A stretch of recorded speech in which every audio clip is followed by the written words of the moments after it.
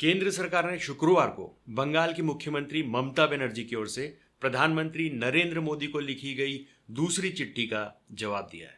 इस बार भी जवाब महिला और बाल विकास मंत्री अन्नपूर्णा देवी की तरफ से ही दिया गया है। उन्होंने कहा कि रेप जैसे मामलों में दोषी को फांसी की सजा का प्रावधान पहले से ही है। भारतीय न्याय संहिता बीएनएस में रेप के लिए कम से कम 10 साल की जेल का प्रावधान है, जिसे उम्र कैद या मौत की सजा तक बढ़ाया जा सकता है। ऐसे में केंद्र सरकार का मानना है कि कानूनों का सही पालन राज्यों द्वारा किया जाए ताकि पीड़ित को न्याय मिल सके। लेकिन बंगाल में पॉस्को के पेंडिंग केस को लेकर ममता सरकार कोई कदम नहीं उठा रही है। कोलकाता रेप मर्डर केस को लेकर ममता बनर्जी ने गुरुवार को प्रधानमंत्री मोदी को 8 दिन में दूसरी चिट्ठी लिखी थी। इसमें ममता ने कहा कि मैंने 22 अगस्त को रेपिस्ट को कड़ी सजा देने के लिए कानून की मांग को लेकर पत्र लिखा था, लेकिन इतने संवेदनशील मुद्दे पर आपकी ओर से कोई जवाब नहीं मिला। केंद्र सरकार ने ममता के उस दावे को खारिज कर दिया है जिसमें उन्होंने रेप जैसे मामलों के निपटारे के लिए राज्य में 88 फास्ट ट्रैक कोर्ट चलाए जाने की बात कही है। अन्नपूर्णा देवी ने दूसरे लेटर में कहा कि यह सही बात है कि राज्य में 88 फास्ट ट्रैक कोर्ट चल रहे हैं, लेकिन केंद्र की योजना से बिल्कुल अलग है।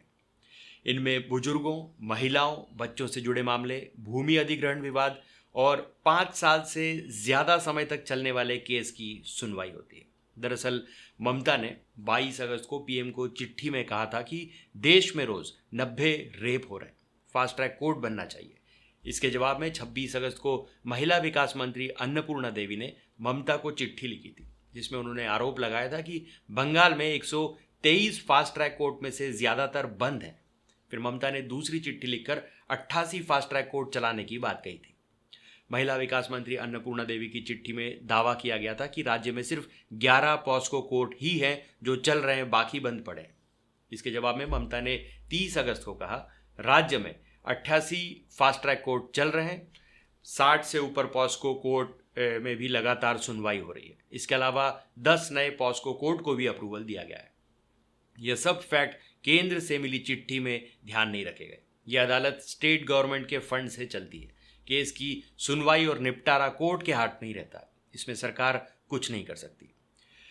सेंट्रल गवर्नमेंट की गाइडलाइन के मुताबिक रिटायर्ड जुडिशियल ऑफिसर्स ही फास्ट ट्रैक कोर्ट के प्रोसीडिंग ऑफिसर्स के रूप में नियुक्त हो सकते हैं। ममता ने मोदी को लिखी चिट्ठी में कहा, हाल ही में हाईकोर्ट ने कहा था कि जघन्य अपराधों के मामले में परमानेंट जुडिशियल ऑफिसर को नियुक्त करना चाहिए। इस नियुक्ति के लिए आपका दखल जरूरी है। इसके अलावा 112 और 1098 हेल्पलाइन भी सही तरीके से चल रही हैं। सीएम ममता बनर्जी ने मोदी को लिखा था, मौजूदा डेटा बताता है कि देश में रोज 90 रेप केस हो रहे हैं।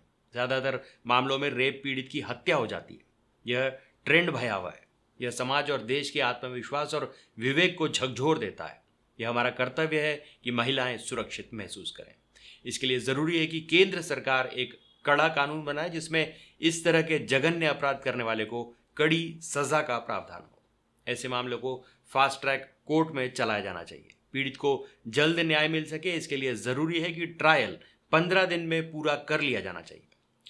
ममता की पहली चिट्ठी का जवाब केंद्र सरकार की ओर से महिला विकास और कल्याण मंत्री अन्नपूर्णा देवी